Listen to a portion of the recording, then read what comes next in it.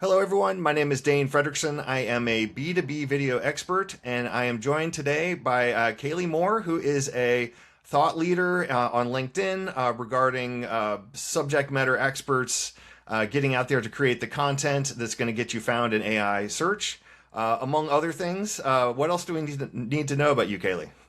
Yeah, so I have been in content marketing for B2B SaaS for the last 12 years. I've worked with companies like Stripe, Shopify Plus, Amazon Business. I've also been a journalist reporting for places like Forbes, Vogue Business, Adweek, pretty much all the major business publications. Currently a Harvard graduate student where I'm studying philosophy and ethics, specifically LLM information retrieval. So coming at this from a lot of different angles. But yeah, lots changing with AI, and I feel like right place, right time. Yeah, it's good to be talking about this with you right now. I think the wind is blowing in our direction right now with the AEO, GEO, whatever we're going to call that thing, and then now we have like a new layer, this agentic search need, which I forget what they're calling that. So it's alphabet soup. It I know. doesn't really I can't matter. keep it straight, really. Yeah, but really what we're talking about is like we need to get found by people and by robots. And those are different disciplines with a lot of different overlap. And, I've been coming at this from the video angle. That's what I do. And you've been coming at it from your angle. But I think there's this sweet spot right here in the middle where we're talking about getting subject matter experts on camera to record video content as well Yes. as the transcripts and the text content that's all going to feed back to the people and the machines. That's what I wanted to talk about. What's your sense about like where are we now in the adoption? Let's just say B2B SaaS. Like these are people that don't really like marketing to start with, but I think now we're getting the data that is sort of like pretty obvious. It's a need to have now, not a nice to Yeah. have. Does that sound right to you? Yeah, I mean, I think a lot of B2B buyers are already adopting AI search engines as tools for discovering and learning about products that they want to buy. The stance that I'm taking on this is that people like to buy from people. So I think this is what you're talking about as well. Getting people on video, leveraging your humanity in this world of AI, that is one of the most advantageous things you can do. And so in my case, I'm talking about people who are internal at companies, VP of product, developers, people with a lot of hands-on product experience. I think those are a really smart play at getting them on LinkedIn, building kind of the thought leadership mentality in those types of employees, and earning AI visibility through those efforts. So that's where I'm focused. I think video is a huge piece of this. So I want to hear your perspective too. Why do you think video is so important to all this AI search visibility conversation? Yeah, I come at it from, obviously a lot of bias. I know intuitively a lot of the benefits video provides outside of the AI visibility part. So like, let's just put all those other things to the side for a moment and just focus on the AI search result thing. It's like, you've got this amazing ability with video to repurpose the images, the audio, and the transcripts. So just off the cuff, it's like the best format for harvesting. If you could only do one thing, I wouldn't be investing in a writer right now. I'd be investing in someone who's going to help you harvest this gold mine that you've got of your Yep. subject matter experts and turn that into video content, transcript content that gets repurposed into blogs. Like, so that's like the big thing I've been advocating for a while. And I think we're at this moment now when, at the end of 2025, the word of the year was slop. And such a perfect moment for calling out the promise of AI did not deliver on the 100x output of like, let's just write our way out of this and slop our way to visibility. That didn't work. So now you're seeing this backlash. I think the pendulum is swinging the other way. Or maybe we're at an inflection point where you got to choose, are you going to go that way and just automate your way through text only? Or are you going to actually do quality content, which I think includes video, and invest in that path? And talk about an antidote to slop. I mean, I think that's really what we're talking about here is like the human connection. Like this is still, I would say, impossible to fake consistently. You might be able to do some deep fake kind of stuff here where you're like pulling it off for a little while. Like, hey, my CEO said this and it's actually a robot. Like we're not gonna buy into that stuff. Like you're gonna have a significant backlash against these AI avatars, people that are trying to do that. I think it's a huge mistake. It's going to I do eat too. away at your trust immediately. So that's Yep. sort of a long-winded answer how I'm seeing this right now. I think the challenge for us, you and I, is to convince these leaders that the subject matter experts need to be compelled, incentivized to go on camera, because a lot of people don't want to do that. They're shy, they're too busy, Right. they don't think that this webcam thing is good enough quality. There's all kinds of excuses, but like if we start to see this as like a need to have, like a matter of survival, if you need to show up in AI search results at all, I don't see how you do this without including video, because your Yeah. competitors are going to. And if you don't step up to the video plate as well, you're sort of conceding that market or that visibility that's going to come from that. And I just think of it as like coverage. You're not covering that Right. square. It's like you're driving a three-wheeled car. Like that's Hmm. not gonna get you where you need to be. So I don't know. Yeah. Does that resonate to you in this B2B SaaS space? Are these people buying that yet? Are we still trying to You convince? know, the workaround and the pushback that I get when I say employees need to be on video and on LinkedIn specifically is that they don't have time for that. And so I think another creative workaround and supplemental piece to all of this is that there are B2B influencers, creators, people who are thought leaders within their subject matter expertise who can be a stand-in for maybe the companies that don't have the willingness or have the employee buy-in. So there are other ways to kind of borrow leverage here and to, again, this needs to be thoughtful. It needs to be authentic. It needs to not just be a cash grab or a impression play. But long-term partnerships with established creators, I think, are a nice workaround for all this. And again, they're great at video. They're great on camera. This is work that I'm already doing for myself and seeing pretty good results. So there are a lot of different ways you can tackle this beast, but I do think video needs to be a piece of the puzzle.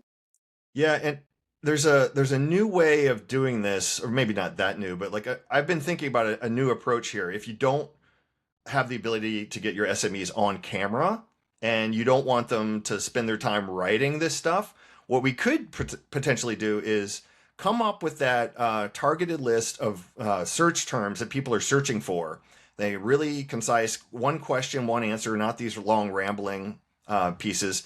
And if you could get your subject matter expert to just read the question and read the answer in audio only, and then do Hmm. graphics, maybe just the captions or some I sort of like like that. not on camera solution. You could probably do those in a batch where it's going to basically give you this ammunition for getting found without having to get them on camera. And then if you incentivize them to just take these one little videos and post those on their LinkedIn account, I think you could do that in a matter of seconds, really. Oh yeah. And I if love that. yeah, and so like it's something I think it needs to be tested, but I think this is one of it's got to be like part of the solution for some of these companies, because I just run into this all the time. I'm too busy. I don't Hmm. want to go on camera. I'm shy. I don't Right. like my camera. I don't like my audio, like all that stuff. So like this feels like a good workaround that we can Yeah. test. Yeah. I'm curious if you have a sense of like who is doing video for AEO search correctly now. Is there anyone that comes to mind, Hmm. or like a thought leader who, other than us, that's like advocating for a video approach in this way? I'm not really seeing that yet. And the companies that I am seeing that are doing some of this right, I don't think they're doing all of it right. Like HubSpot came to mind. I think Hmm. they've done a lot over the years. They've got multiple channels on YouTube. I Yep. think they're kind of doing that part of this, but that little like one question, one answer thing I just talked about, I don't think that Hmm. they're quite doing that yet, unless I missed it. So sorry, I'm rambling, Yeah. but like, are you seeing anyone that's kind of doing this the right way now? I've seen a few brands who are tackling this through a lot of personality driven content. So it's not necessarily a direct AI search play, but it is the humanity piece. So they'll do person on the street interviews at a conference. I know AirOps did that. They did a trivia game. Gong has a great LinkedIn presence where they're incorporating a lot of video. I do think there's an experiment here that needs to be done as far as what's the right mix on versus pure what are the questions our audience is answering or asking and how can we answer those with video, but also how can we showcase our company culture and how can we get our employees building rapport with people through that personality driven content. So I think there could be an interesting mix here where you're ticking all the same boxes but through different mediums and platforms and channels for doing that. Yeah, it's something that I've been building for some time now. Past couple of years, I've been realizing that B2B companies need help with video. Hmm. They're not equipped to come up with a good strategy for like the best ways to go about production of this at scale, sustainably, make those tough choices about like, how good does this need to be really? Or like, is this a live action thing, people on camera, or is this a animated explainer video? Like all Hmm. these people in decision making roles that are not video experts, I don't know how they're going to be able to do that. So I'm trying to help these companies like roll out a video strategy. And I think this GEO angle is the closest I've been to actually getting buy-in that this is a need to have, not a nice to have. And Right. I'm wondering, like, what is that slam dunk moment for you? Like, is there a piece of data or study that we can be like, hey, uh, it's time? Like, does something stand out Yeah. to you?